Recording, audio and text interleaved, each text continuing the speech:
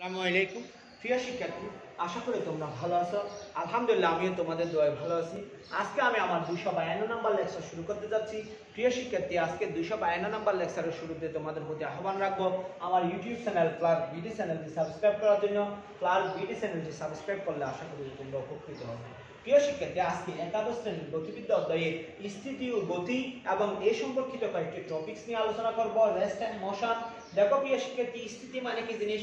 সময়ের পরিবর্তনের সাথে কোনো বস্তু তার স্থান পরিবর্তন না করলে, সময়ের পরিবর্তনের সাথে কোনো বস্তু যদি তার অবস্থান পরিবর্তন না করে, তবে ওই বস্তুটাকে স্থিতিশীল বস্তু বলে। ওই বস্তুটাকে কি বলা হয়? স্থিতিশীল বস্তু বলে। এবং বস্তুর স্থান পরিবর্তন না করাকে বলা হয় স্থিতি। আমি সংজ্ঞাটা এখানে লিখতেছি, দেখো।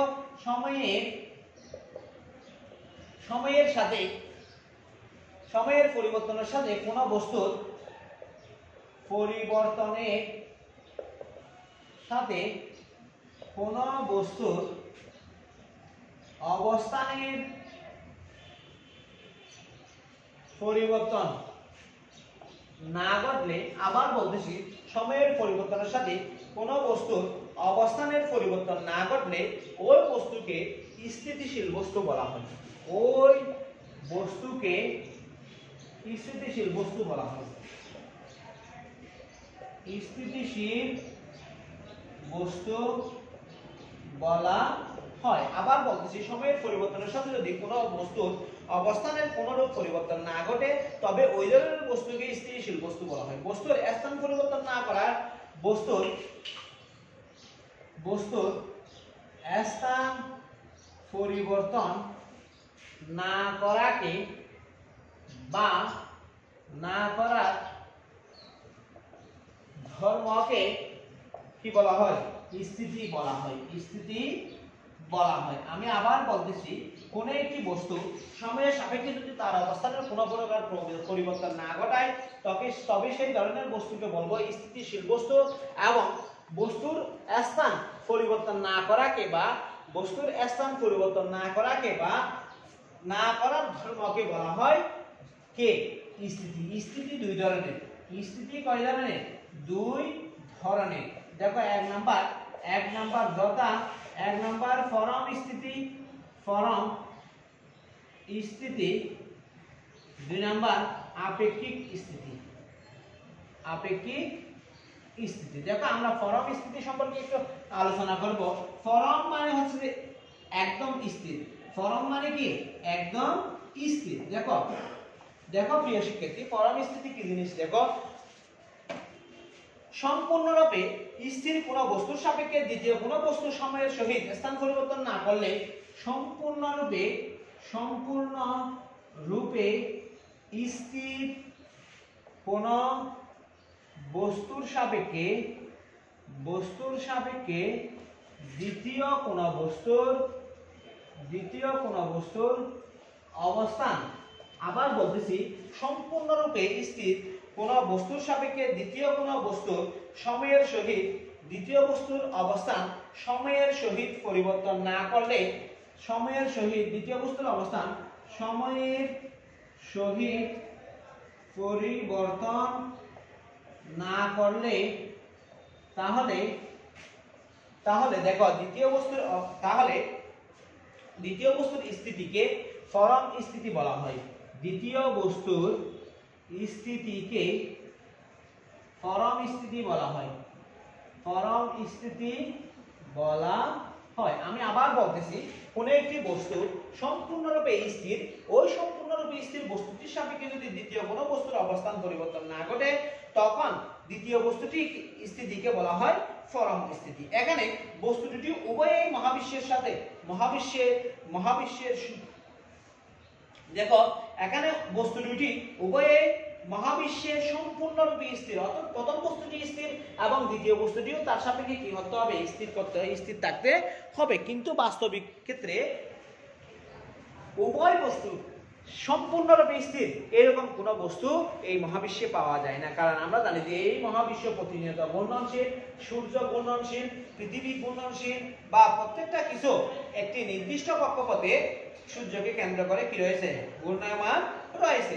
সুতরাং পরম স্থিতি বলতে কোনো কিছু কি করা যায় না, কল্পনা করা যায় না। আরেকটা আছে আপেক্ষিক স্থিতি, আরেকটা কি আছে আপেক্ষিক স্থিতি। দেখো আপেক্ষিক স্থিতি,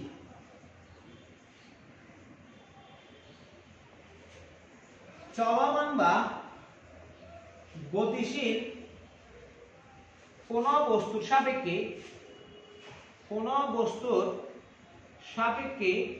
দ্বিতীয় বস্তুর স্থিতিকে বলা হয় আপেক্ষিক স্থিতি।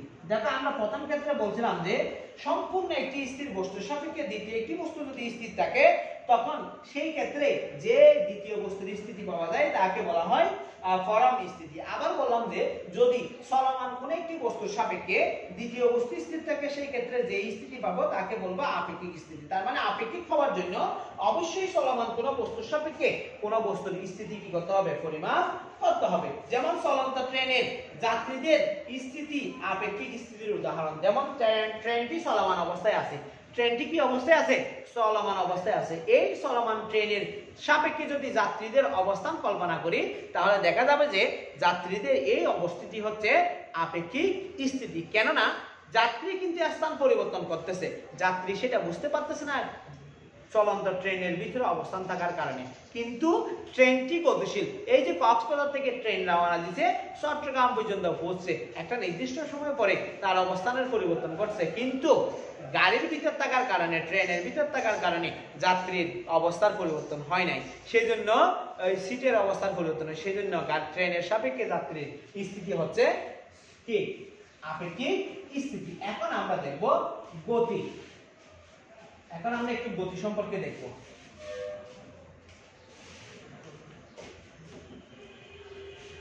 গতি সম্পর্কে দেখব।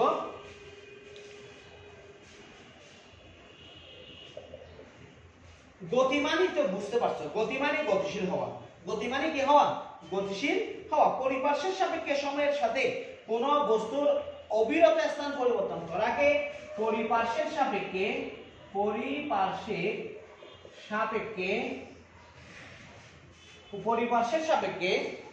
সময়ের সাথে কোন বস্তুর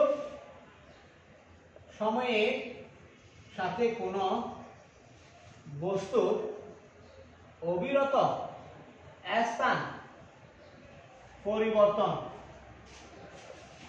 করাকে গতি বলা হয়, গতি বলা হয়। দেখো গতিশীল মানে আমরা জানি যে সে চলমান অবস্থায় থাকতেছে। চলমান অবস্থায় মানে কি, কিছুক্ষণ আগে দেখো তুমি কলেজে অবস্থান করতেছো, একটা নির্দিষ্ট সময় পর দেখা গেছে তুমি কলেজ থেকে তোমার বাসা পর্যন্ত চলে গেছো, এর কিছুক্ষণ পরে দেখা গেছে তুমি ফুটবল মাঠে খেলতে গেছো, এরপর কিছুক্ষণ পরে দেখা গেছে যে তুমি সি বিচে ঘুরতে গেছো। তাহলে সময়ের সাপেক্ষে সাথে সাথে তোমার কি হচ্ছে, অবস্থানের পরিবর্তন ঘটছে, এবং এই অবস্থানের পরিবর্তন ঘটাকে বলা হয় গতি।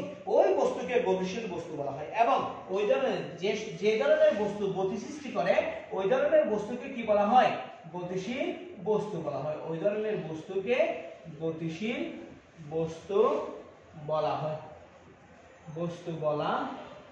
এবং ওই ধরনের বস্তুকে গতিশীল বস্তু বলা হয়। দেখো প্রিয় শিক্ষার্থী, গতি দুই ধরনের। গতি কয় ধরনের, দুই ধরনের। গতি দুই প্রকারের।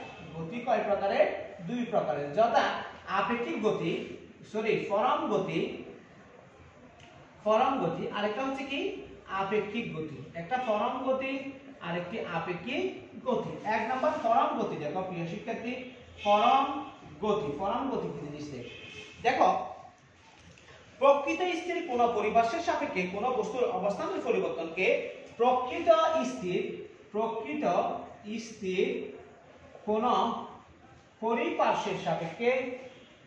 পরিপার্শ্বের সাপেক্ষে কোন বস্তুর, দেখো প্রকৃত স্থির কোন পরিপার্শ্বের সাপেক্ষে কোন বস্তুর অবস্থানের পরিবর্তনকে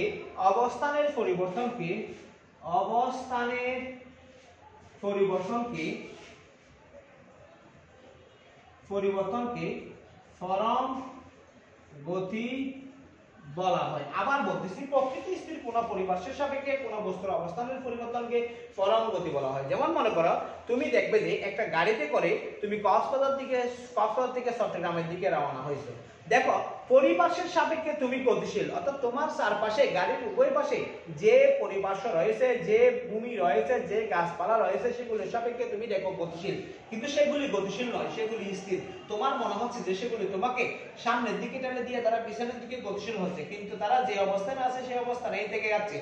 ঠিক আছে, তাহলে বলতেছে যে প্রকৃত স্থির এমন কোন বস্তু বা পরিপার্শ্ব কল্পনা করতে হবে যে পরিপার্শ্ব বা যে প্রসঙ্গ বা স্ট্যান্ডার্ডের সাপেক্ষে আলোচনা করতে হবে, যে স্ট্যান্ডার্ড বা পরিপার্শ্ব বা প্রসঙ্গ কি থাকতে হবে, পুরোপুরি স্থির থাকতে হবে। এরকম প্রকৃত স্থির কোন বস্তুর সাপেক্ষে যদি কোন একটি বস্তু গতিশীল থাকে তখন তার গতির পরিবর্তনকে বা অবস্থানের পরিবর্তনকে বলা হয় পরম গতি। দেখো প্রিয় শিক্ষার্থী, এই পরিপার্শ্ব এই বিশ্বের পরম গতি কি নয়, সম্ভব নয়, কারণ পৃথিবী সূর্যের চারিদিকে ঘূর্ণায়মান, গ্রহ উপগ্রহগুলি সূর্যের চারিদিকে ঘূর্ণায়মান। তার মানে পরম স্থির কোন বস্তু খুঁজে পাওয়া যাবে না। যেহেতু পরম স্থির কোন বস্তু খুঁজে পাওয়া যাবে না, সেহেতু পরম গতি পৃথিবীতে খুঁজে পাওয়া যাবে না, শুধুমাত্র কাল্পনিক ধারণা মাত্র। এখন দেখো আপেক্ষিক গতি। এখন দেখো আপেক্ষিক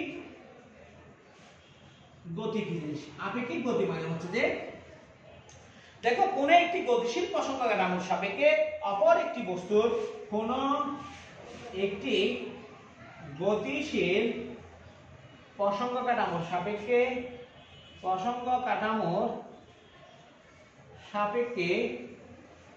অন্য একটি গতিশীল বস্তুর অবস্থানে কোন একটি গতিশীল প্রসঙ্গ কাঠামোর সাপেক্ষে অন্য একটি গতিশীল বস্তুর গতিকে বা অবস্থানের পরিবর্তনকে বলা হয় আপেক্ষিক গতি। দেখো আমরা মনে করলাম সহজ উদাহরণ, এই পৃথিবী ঘূর্ণায়মান অবস্থায় রয়েছে, আমরাও মনে করো ঘূর্ণায়মান অবস্থায় রয়েছি। কিভাবে? আমি গাড়িতে করে এখান থেকে কলেজ থেকে আমার বাড়ির দিকে রওনা হচ্ছে, তার মানে আমি কি কলেজের সাপেক্ষে আমার অবস্থান পরিবর্তন হচ্ছে। আবার দেখো যদি আমি আমার অবস্থানকে পৃথিবীর অবস্থানের সাপেক্ষে হিসাব করি, সেই ক্ষেত্রে পৃথিবী ঘূর্ণনত অবস্থা রয়েছে, পৃথিবী চলমান অবস্থা রয়েছে, আমিও চলমান অবস্থায় রয়েছি। সুতরাং পৃথিবীর গতির সাপেক্ষে আমার গতি আপেক্ষিক গতি। বা দেখা গেছে যে দুইটি ট্রেনের রাস্তা দিয়ে সামনের দিকে গতিশীল, একটি ট্রেনের সাপেক্ষে একটি গতিশীল ট্রেনের সাপেক্ষে আরেকটি গতিশীল ট্রেনের গতিকে বলা হয় কি? একটি গতিশীল ট্রেনের সাপেক্ষে আরেকটি গতিশীল ট্রেনের গতিকে আমরা বলতে পারি আপেক্ষিক গতি। দেখো প্রিয় শিক্ষার্থী, পৃথিবী নিজ অক্ষের উপর ঘন্টায় 1674 কিলোমিটার বেগে ঘূর্ণায়মান। নিজ অক্ষের উপর পৃথিবী নিজ অক্ষের উপর ঘন্টায় 1674 কিলোমিটার পার আওয়ার বেগে ঘূর্ণায়মান। পৃথিবী নিজ অক্ষের উপর ঘন্টায় 1674 কিলোমিটার বেগে কি ঘন্টায় 1674 কিলোমিটার বেগে কি ঘূর্ণায়মান। একইভাবে দেখা গেছে যে মিল্কি ওয়ে গ্যালাক্সি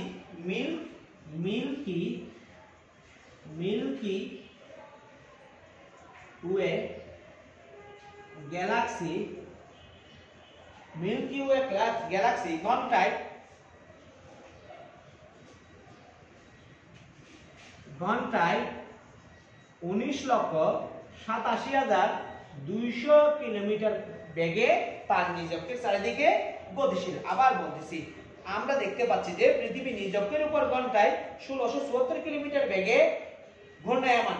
সূর্যের চারিদিকে সেটি 7,56,000 কিলোমিটার বেগে, এবং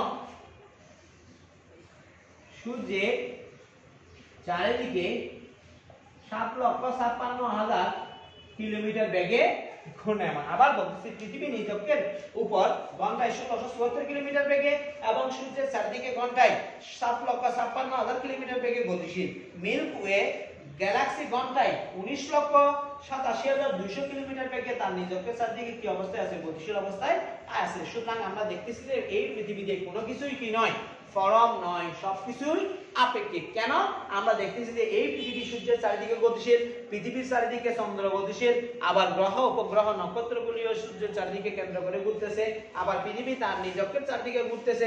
সুতরাং বাস্তবিক পক্ষে কোনো স্থির বস্তু বা পরম স্থির বস্তু কি করা যাচ্ছে না, পাওয়া যাচ্ছে না। সেজন্য তোমাদের একটা প্রশ্ন আসবে, পৃথিবীর এই মহাবিশ্বের সবকিছুই আপেক্ষিক, পরম বলতে কোনো কিছু নেই। তাহলে তোমরা দেখতেছো যে এই পৃথিবী বা এই মহাবিশ্বের যা কিছুই সবকিছুই তার নিজ নিজ অবস্থান বা তার নিজ নিজ অবস্থানের সাপেক্ষে কি রয়েছে, গতিশীল বা ঘূর্ণায়মান রয়েছে। আপেক্ষিক বা পরম স্থির বা পরম স্থির বলতে কোনো বস্তু পাওয়া যাচ্ছে না। সুতরাং আমরা বলতে পারি এই মহাবিশ্বের সবকিছুই আপেক্ষিক, কোনো কিছুই কি নয়, পরম নয়। দেখো আমরা এখন গতির প্রকারভেদ নিয়ে আলোচনা করব। এই যে আমরা বলছিলাম কোন একটি বস্তু তার অবস্থানের পরিবর্তনকে কি বলা হয়, গতি বলা হয়। পরিপার্শ্বিকের সাপেক্ষে তার অবস্থানের পরিবর্তনকে কি বলা হয়, গতি বলা হয়। গতি সাধারণত 5 প্রকার। এক নাম্বার হচ্ছে চলন গতি, দুই নাম্বার হচ্ছে চলন গতি, দুই নাম্বার হচ্ছে ঘূর্ণন গতি, তিন নাম্বার হচ্ছে চলন ঘূর্ণন গতি, চার নাম্বার হচ্ছে পর্যাবৃত্ত গতি, 5 নাম্বার হচ্ছে দোলন গতি। দেখো প্রিয় শিক্ষার্থী, আমি একটা একটা করে 5টা আলোচনা করে আসতেছি। প্রথমে চলন গতি। দেখো চলমান কোন বস্তুর প্রত্যেকটি কণা একই সময়ে একই দূরত্ব অতিক্রম করলে, চলমান কোন বস্তুর প্রত্যেকটি কণা একই সময়ে একই দূরত্ব অতিক্রম করলে তখন ওই বস্তুর গতিকে চলন গতি বলা হয়। আবার বলতেছি, চলমান কোন বস্তুর প্রতিটি কণা একই সময়ে একই দূরত্ব অতিক্রম করলে তার গতিকে বলা হয় চলন গতি। তার গতিকে বলা হয় কি, চলন গতি। যেমন একটি পাথরকে কিছু উঁচু হতে ছেড়ে দিলে অভিকর্ষণ টানে বস্তুটি পড়তে থাকে, পাথরটি পড়তে থাকে। এই ক্ষেত্রে পাথরের গতি চলন গতি। চলন গতি আবার 3 প্রকার। চলন গতি আবার কয় প্রকার? চলন গতি 2 প্রকার। দেখো 1 নাম্বার সরল চলন গতি, আর এটা হচ্ছে বক্র চলন গতি। এখন দেখো সরল চলন গতি কি জিনিস? কোন একটি বস্তু যদি, কোন চলমান গতিশীল বস্তু যদি কি পথে, সরল পথে, কোন একটি চলমান গতিশীল কোন বস্তু যদি সরল পথে চলে, তার গতিকে আমরা বলবো সরল চলন গতি। অর্থাৎ কোন একটি বস্তুকে ছেড়ে দিলাম, সে যদি সরল পথে সামনের দিকে গতিশীল হয় তখন তার গতিকে বলা হয় সরল চলন গতি। আবার কোন একটি বস্তুর গতি যদি বক্রপথে গতিশীল হয়, কোন একটি বস্তু যদি বক্রপথে গতিশীল হয় তখন তার গতিকে বলা হয় বক্র চলন গতি। কোন একটি বস্তু যদি তার চলন পথে, অর্থাৎ বস্তুটি যদি বক্রপথে গতিশীল হয়, বক্রপথে চলমান অবস্থায় থাকে, তার গতিকে বলবো বক্র চলন গতি। এখন দেখো ঘূর্ণন গতি কি জিনিস? কোন বস্তু কোন নির্দিষ্ট বিন্দু বা অক্ষ হতে সর্বদা সমান দূরত্ব বজায় রেখে আবর্তন করতে থাকলে ওই বস্তুর গতিকে, বস্তু কোন নির্দিষ্ট বিন্দু বা অক্ষ হতে সমান দূরত্বে বজায় রেখে আবর্তন করতে থাকলে ওই বস্তুর গতিকে ঘূর্ণন গতি বলা হয়। দেখো কোন একটি বস্তু কোন একটি অক্ষ বা কোন একটি বিন্দুকে কেন্দ্র করে যখন ঘূর্ণায়মান অবস্থায় থাকে তখন তার গতিকে আমরা বলবো ঘূর্ণন গতি। যেমন দেখো ঘড়ির কাঁটা সর্বদা একই দিকে ঘূর্ণনরত অবস্থায় থাকে, একটি নির্দিষ্ট সময় পর পর 12কে বারবার অতিক্রম করে। বৈদ্যুতিক ফ্যানের গতি, এগুলি সবগুলি কি গতি? ঘূর্ণন গতি। এরপর আছে চলন ঘূর্ণন গতি। কোন একটি বস্তু যদি ঘুরতে সামনের দিকে চলমান অবস্থায় থাকে, তখন তার গতিকে বলা হয় চলন ঘূর্ণন গতি। যেমন পৃথিবীর চারিদিকে, সূর্যের চারিদিকে পৃথিবীর গতি, সূর্য তার নিজ অক্ষের চারিদিকে ঘুরতে থাকে, আবার এই নিজ অক্ষের চারিদিকে ঘুরতে পৃথিবী তার নিজ অক্ষের চারিদিকে ঘুরতে থাকে, আবার পৃথিবী তার নিজ অক্ষের চারিদিকে ঘুরতে সূর্যের চারিদিকে কি অবস্থায় থাকে? ঘুরতে থাকে। সুতরাং সূর্যের চারিদিকে পৃথিবীর গতি একটি চলন ঘূর্ণন গতি। অথবা গাড়ির চাকার গতি, আমরা তো সহজ ভাষায় দেখতে পারি, সহজ চোখে দেখতে পারি, গাড়ি যখন চলমান অবস্থায় থেকে গাড়ির চাকাগুলি ঘূর্ণনরত অবস্থায় থেকে, এই ঘূর্ণনরত থাকতে থাকতে চলমান অবস্থায় গাড়িগুলি কি, চাকাগুলি সামনের দিকে কি হয়? অগ্রসর হয়। সুতরাং চলন্ত গাড়ির বা গাড়ির চলন্ত চাকার গতি ইত্যাদি। এবার দেখো পর্যায়বৃত্ত গতি। পর্যায়বৃত্ত গতি। পর্যায়বৃত্ত গতি অনেক গুরুত্বপূর্ণ একটা টপিকস, এটা অবশ্যই আমাদের পড়তে হবে। এটার উপর একটি অধ্যায় রয়েছে গুরুত্বপূর্ণ, যেটা হচ্ছে অষ্টম অধ্যায় পর্যায়বৃত্ত গতি। যখন কোনো বস্তু একটি নির্দিষ্ট সময় পর পর একই পথ পরিভ্রমণ করে বারবার একই দিকে চলতে থাকে। আবার বলতেছি, যখন কোনো একটি বস্তু একটি নির্দিষ্ট সময় পর একই পথ পরিভ্রমণ করে বারবার একই দিকে চলতে থাকে, তখন তার গতিকে বলা হয় পর্যায়বৃত্ত গতি। যেমন পৃথিবী 365 দিনে সূর্যের চারিদিকে একবার প্রদক্ষিণ করে। পৃথিবী 365 দিনে সূর্যের চারিদিকে একবার করে প্রদক্ষিণ করে, কখনো 368 দিনে করে না, সবসময় 365 দিনে করে। আবার দেখো, ঘড়ির কাঁটার ঘূর্ণন, এই যে ঘড়ি 60 মিনিট পর 12কে অতিক্রম করে, অর্থাৎ মিনিটের কাঁটাটা 60 মিনিট পর একই দিক থেকে 12কে অতিক্রম করে। সেকেন্ডের কাঁটা 3600 সেকেন্ড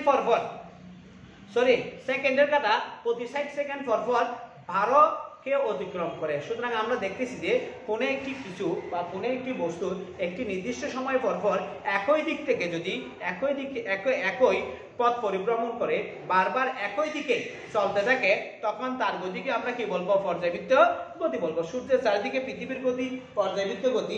এই গতির পর্যায়কাল 365 দিন। ঘড়ির কাঁটার গতি, বৈদ্যুতিক পাখার গতি, এগুলি সবগুলি আমরা দেখি যে একটি নির্দিষ্ট সময় পর একটি অক্ষ বা বিন্দুকে কেন্দ্র করে একই দিকে কি হয়? গতিশীল হয়। এরপরে দেখো ঝুলন গতি বা স্পন্দন গতি। পর্যায়বৃত্ত গতি সম্পন্ন, অর্থাৎ একটি নির্দিষ্ট দিকে গতিশীল বারবার পরিভ্রমণকারী গতিসম্পন্ন কোন বস্তুর গতি পর্যায়কালের অর্ধেক সময় একদিকে, বাকি অর্ধেক সময় অন্যদিকে, এভাবে যদি কি অবস্থায় থাকে? গতিশীল অবস্থায় থাকে, তখন তার গতিকে আমরা বলবো ঝুলন গতি বা স্পন্দন গতি। যেমন মনে করে একটা সরল দোলক এভাবে টাঙাই দিলাম, এভাবে এটাকে একটু পর্যন্ত এনে ছেড়ে দিলাম, ছেড়ে দেওয়ার পর দেখো টেনে আনছিলাম, ছেড়ে দেওয়ার পর সে এই জায়গায় আসবে, আবার এদিক থেকে সে এখানে আসবে, এ বিন্দুতে আসবে, এ বিন্দু থেকে আবার বি বিন্দু, আবার সি বিন্দু, আবার বি বিন্দু, আবার এ বিন্দু, আবার বি বিন্দু, আবার সি বিন্দু। অর্থাৎ কোনো একটি বস্তুর গতি যদি একটি নির্দিষ্ট সময়ে একদিকে এবং বাকি অর্ধেক সময় অন্যদিকে এভাবে কি অবস্থায় থাকে? দোলয়মান অবস্থায় থাকে বা গতিশীল অবস্থায় থাকে, তখন তার গতিকে আমরা বলবো ঝুলন গতি বা স্পন্দন গতি। প্রিয় শিক্ষার্থী, তাহলে আজকে এই পর্যন্ত। আসসালামু আলাইকুম ওয়া রাহমাতুল্লাহি ওয়া বারাকাতুহু।